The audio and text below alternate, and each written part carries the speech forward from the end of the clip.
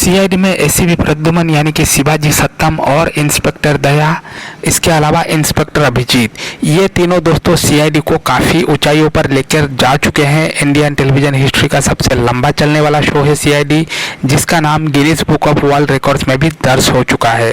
तो दोस्तों, अगर आप भी सीआईडी को देखना पसंद करते हैं, सीआईडी के सच्चे फैन हैं, तो इस वीडियो को दिल से लाइक कर दीजिए। और अगर आप चैनल पर नए आए हैं तो चैनल को सब्सक्राइब करके बेल आइकन यानी कि जो नीचे घंटी का बटन है उसको भी ज़रूर दबा लीजिए।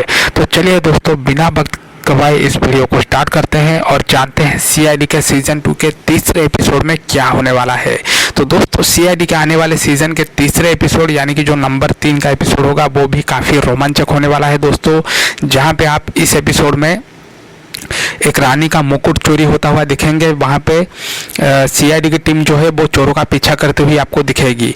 दोस्तों, आने वाले सीज़न में चोर जो है वो काफ़ी शातिर होने वाले हैं, इसलिए सीआईडी की टीम को भी काफ़ी चालाकी से काम करना पड़ेगा। अब देखते हैं आने वाले सीज़न के एपिसोड 3 में आपको क्या देखने को मिलता है।